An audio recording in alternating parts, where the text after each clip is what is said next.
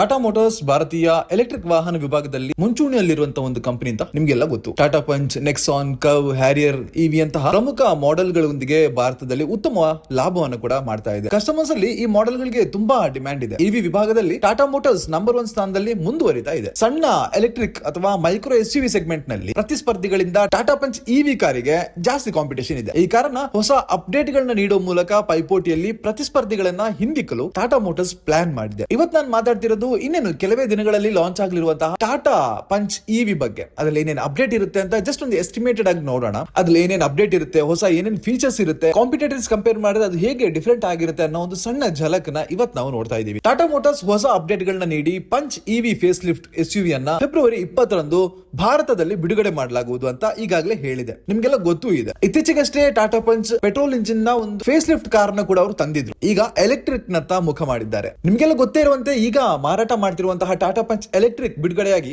Almost 2 years ಆಗಿದೆ. ಇದು ಬಿಡುಗಡೆಯಾಗುವ ವೇಳೆಗೆ ತುಂಬಾ ಅಪ್ಡೇಟ್ ಆಗಿ ಹೊಸ ಡಿಸೈನ್ ನೊಂದಿಗೆ ಬಂದಿತ್ತು. ಆದ್ರಿಂದ ಈಗ ಮುಂಬರಲಿರುವಂತಹ ಫೇಸ್ ಲಿಫ್ಟ್ ಏನಿದೆ ಅದು ಸಿಕ್ಕಾಪಟ್ಟೆ ಕಾಸ್ಮೆಟಿಕ್ ಚೇಂಜಸ್ ಅಲ್ಲೂ ಕೂಡ ಬರುವಂತಹ ನಿರೀಕ್ಷೆ ಇದೆ. ಈ ಒಂದು ಕಾರಲ್ಲಿ ಎಕ್ಸ್ಪೆಕ್ಟ್ ಮಾಡಿರೋದೇನೆಂದ್ರೆ ಹೊಸ ಒಂದು ಅಲಾಯ್ ವೀಲ್ ಡಿಸೈನ್ ಅನ್ನ ಕೊಡ್ತಾರೆ ಅಂತ ಅನ್ಸುತ್ತೆ. ಅದೇ ರೀತಿ ಕನೆಕ್ಟೆಡ್ LED ಟೇಲ್ ಲ್ಯಾಂಪ್ ಗಳು ಕೂಡ ಸೇರುತ್ತೆ. ಮಾರುಕಟ್ಟೆಯಲ್ಲಿ ಕಾರು ಹೊಸದಾಗಿ ಕಾಣಲು ಟಾಟಾ ಹೊಸ ಬಣ್ಣದ ಆಯ್ಕೆಗಳು ಮತ್ತೆ ಸ್ಪೆಷಲ್ ಎಡಿಷನ್ ಗಳನ್ನು ಕೂಡ ಲಾಂಚ್ ಮಾಡಬಹುದು. ಫೀಚರ್ಸ್ ವಿಷಯದಲ್ಲೂ ಕೆಲವು ಬದಲಾವಣೆಗಳು ಇರಲಿದೆ ಅಂತ ಅನಿಸ್ತಾ ಇದೆ. ಹಳೆಯ ಮಾಡೆಲ್ ಗಿಂತ ಮುಂಬರುವ ಮಾಡೆಲ್ ಸ್ವಲ್ಪ ಪ್ರೀಮಿಯಂ ಆಗಿ ಇರಲಿದೆ. ಇಂಟೀರಿಯರ್ ಅಲ್ಲಿ ಟಾಟಾ ಪಂಚ್ ಆಲ್ಮೋಸ್ಟ್ ಇವಾಗ ಇರುವಂತಹ ಅದೇ ಒಂದು ವಿಷಯಗಳನ್ನ, ಅದೇ ಇಕ್ವಿಪ್ಮೆಂಟ್ಸ್ ಆಗಿರ್ಬೋದು, ಫೀಚರ್ಸ್ ಆಗಿರ್ಬೋದು, ಅದನ್ನೆಲ್ಲ ಉಳಿಸಿಕೊಳ್ಳುವಂತ ಸಾಧ್ಯತೆ ಇದೆ. ಇದರಲ್ಲಿ ದೊಡ್ಡ touch screen infotainment system, complete ಆಗಿರುವಂತಹ ಡಿಜಿಟಲ್ ಡ್ರೈವರ್ ಡಿಸ್ಪ್ಲೇ, ಟಚ್ ಆಧಾರಿತ ಕ್ಲೈಮೇಟ್ ಕಂಟ್ರೋಲ್ ಗಳು, electric sunroof, wireless charger ಮತ್ತು ಡ್ಯುಯಲ್ ಟೋನ್ ಕ್ಯಾಬಿನ್ ಕೂಡ ಇದರಲ್ಲಿ ಸೇರಲಿದೆ. ಒಮ್ಮೆ ಬಿಡುಗಡೆಯಾದ ನಂತರ ನವೀಕರಿಸಿದ ಪಂಚ್ ಎಲೆಕ್ಟ್ರಿಕ್ ಕಾರು ಸಿಟ್ರಾನ್ EC3 ಮತ್ತು MG ಕಾಮೆಂಟ್ ನಂತಹ ನೇರ ಪ್ರತಿಸ್ಪರ್ಧಿಗಳಿಗೆ ಪೈಪೋಟಿಯನ್ನ ನೀಡಲಿದೆ. ಮುಂಬರುವ ತಿಂಗಳುಗಳಲ್ಲಿ ವಿನ್ಫಾಸ್ಟ್ ನ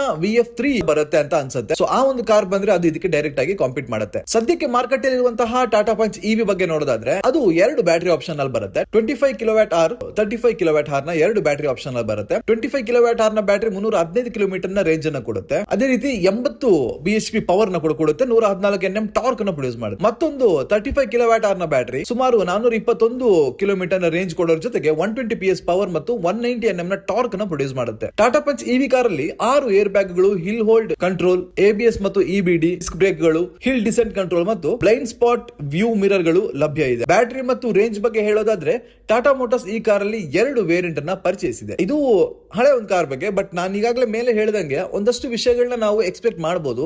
ಬ್ಯಾಟರಿ ಬ್ಯಾಕ್ ಏನಾದ್ರು ದೊಡ್ಡದಾಗಿ ಕೊಟ್ಟರು ಕೂಡ ಸ್ವಲ್ಪ ಚೆನ್ನಾಗಿರುತ್ತೆ, ರೇಂಜ್ ಇನ್ನೂ ಕೂಡ ಚೆನ್ನಾಗಿ ಸಿಗುತ್ತೆ. ಏನೇ ಆದ್ರೂ ನಾವು ಈ ಒಂದು ಕಾರನ್ನ 20ನೇ ತಾರೀಕಿಗೆ ಡ್ರೈವ್ ಮಾಡ್ತಾ ಇದೀವಿ. ಆ ಒಂದು ಸಂದರ್ಭದಲ್ಲಿ ಇದ್ರಲ್ಲಿ ಏನೇನು ಬದಲಾವಣೆ ಇದೆ ಅಂತ ನೋಡಿ ಅದನ್ನ ನಿಮಗೆ ಡೀಟೇಲ್ ಆಗಿ ತಿಳಿಸುವಂತಹ ಒಂದು ಪ್ರಯತ್ನವನ್ನು ಕೂಡ ನಾವು ಮಾಡ್ತೀವಿ. ಇದಿಷ್ಟು ಒಂದು ಹೊಸ ಬರ್ಲಿರುವಂತಹ ಟಾಟಾ ಪಂಚ್ ಇವಿ ಬಗ್ಗೆ. ನಿಮಗೆ ಈ ಒಂದು ಕಾರ್ ಬಗ್ಗೆ ಏನ್ ಅನ್ಸುತ್ತೆ ಅಂತ ಕಮೆಂಟ್ ಮಾಡಿ. ಅದೇ ರೀತಿ ನೀವೇನೇನ್ ಫೀಚರ್ಸ್ ಅನ್ನ ಎಕ್ಸ್ಪೆಕ್ಟ್ ಮಾಡ್ತಾ ಇದೀರಾ ಅಂತ ಕೂಡ ಕಮೆಂಟ್ ಅಲ್ಲಿ ತಿಳಿಸಿ.